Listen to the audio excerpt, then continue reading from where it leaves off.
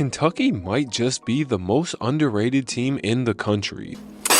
Meet the Kentucky Wildcats out of the Southeastern Conference. As I'm recording this video, Kentucky is 19-9, but I know you won't be seeing this video until after the Auburn game, so I'm gonna predict you're watching this video as Kentucky is 20-9. Kentucky might just have the most interesting resume in the country. They have great wins that include beating Duke, Florida, and sweeping Tennessee, but they have terrible losses like getting blown out by Ohio State and losing to Arkansas at home. And there are a couple reasons why you see such parity within Kentucky's games. The first reason being their style of play. Mark Pope brought BYU's fast-paced offense and supersized it at Kentucky. Kentucky is one of the fastest teams in the country, averaging 70.7 possessions per game. They also only take up 16.2 seconds per offensive possession, and on defense, they force teams into quick shots. There are a lot of teams in college basketball that play super fast, but they're super inefficient. That's not the case at all with this Kentucky team. Look how good all of their efficiency metrics are. Top 30 in the country from 2, top 25 in the country from 3, top 40 team in the country at not turning the ball over. This team gets good shots often, and then they make those good shots. Now with offensive stats this good, you might be wondering, how did they lose 9 games? And I have 3 answers to that question. The first 2 answers are Kentucky's fault, but the last answer is out of their control. The first answer being they play in the SEC. This 2024-2025 SEC conference is the greatest conference of all time. Unless you're Auburn, you're not just gonna breeze through this conference. The second answer has been one of the reasons they've been losing the games in the SEC. It's their lack of ability to create turnovers and their 2-point defense. This Kentucky team is not only one of the worst teams in the country at creating turnovers, they are the worst team in the country at creating turnovers that aren't steals. This is the only team in the country that has that rate being below 5%. The next worst team is Quinnipiac, and they have a percentage of 5.4%. Now when it comes to contesting shots, Kentucky's one of the best teams in the country at taking away the 3-ball. They rank 14th in the country, forcing teams to shoot 29.7% from 3. I think it's this effort and this persistence that makes them this bad of a 2-point defending team. They allow teams to shoot 53.4% from 2, which ranks 271st in the country, which is bad for a team of this caliber. And I have a couple theories as to why that is, but let me get out my third answer before Kentucky fans go crazy at me in the comments. One of the reasons this Kentucky team has not been this good has been their injury bug, especially to Lamont Butler. Now to all the Kentucky haters that are watching this video, I'm not excusing every Kentucky loss at all. They have some bad losses, but the difference is night and day when you watch this Kentucky team when Lamont Butler is playing versus when he's not playing. And it's because of how good of a defender he is. He's a top 3 perimeter defender in the country, and you can argue who's the best. Right now, I can't think off the top of my head who I would put above him, but there's probably only 1 to 3 guys who you can really say are better than him. Butler has impressive physical attributes, standing at 6'2", 208 pounds, but he has a 6'7" wingspan, and his intangibles are completely off the charts.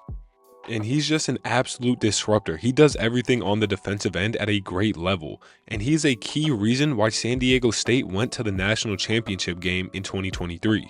But the most underrated thing about Lamont Butler is his offensive improvement throughout his career. I don't know what type of secret tricks Mark Pope has, but he helped Lamont Butler go from a very average offensive player into a dependable and reliable scoring option. On offense, he's Kentucky's primary ball handler, and his task is to set up the plays and get the ball to the great scorers on this team like Jaxson Robinson, who I'll talk about next. So I just recorded a whole segment about Jaxson Robinson and how he's one of the best scorers and most creative scorers in the country, but I just checked Twitter and he might be out for the season with a wrist injury. Kentucky fans, I am so sorry. This season has been absolutely brutal. And this one hurts, man. This hurts me, and I'm not a Kentucky fan. I'm very sorry, and I apologize. So instead, I'm going to talk about the other primary ball handler on this team, Otega Oweh. And with Lamont Butler being the primary ball handler, Otega Oweh's job is to get buckets. Otega Oweh can be somewhat inconsistent, but when he's on, he is on. And the best example of his scoring ability when he's on fire is what he recently just did to Oklahoma. He scored Kentucky's final 18 points to will them to a win against Oklahoma. And he's someone who Kentucky will give the ball to multiple times a game and just say, go do you, we trust you, you are him. Now there's one other person Kentucky will feed the ball to, and that's Amari Williams. Amari Williams is 6'10", 260 pounds, and his skill set is extremely unique. It's very hard to find bigs in this country that play how Amari Williams plays. What makes him so good is his decision making and his passing. Kentucky loves to run offense through Williams in the high post. And although he's not a three-point shooter, Amari Williams will operate at the three-point line with the Kentucky guards. And when it comes to the low post, Amari Williams has such a soft touch. He loves getting to that right shoulder to rise up with a jump hook with his left hand. Now, feel free to correct me in the comments if you think I'm wrong, but I think a great comparison for Amari Williams is Isaiah Hartenstein in the way they operate on offense. They love that in-between game and love shooting long floaters and push shots using their super soft touch. And Amari Williams is also one of the best offensive rebounders and defensive rebounders in the country just due to his motor, his size, and just knowing where to be at the right time. Now, since I'm on the topic of interior scoring, let's talk about how teams score in the paint at will against Kentucky. Now, part of it does start with the guards, but I don't think the guards are the biggest issue. I think the biggest issue for Kentucky is the lack of deterrence they have at the rim. Their three rim protectors are 6'10" Amari Williams, 6'10" Brandon Garrison, and 6'11" Andrew Kerr. Now, although that is great height to guard the rim, no one's really scared at attacking any of the three. And when teams do decide to attack the three, these three bigs foul at ridiculous rates. Brandon Garrison averages 4.3 fouls per 40 minutes, Andrew Kerr averages 3.5 fouls per 40 minutes, and Amari Williams averages 4 fouls per 40 minutes. It's just really not a good combination at all to have if you're trying to go far in the postseason. And that's why, especially with all the injury news and the terrible Jaxson Robinson news that just happened, I think Kentucky's ceiling might be the Sweet 16, and they could definitely be a team that gets upset in the first round.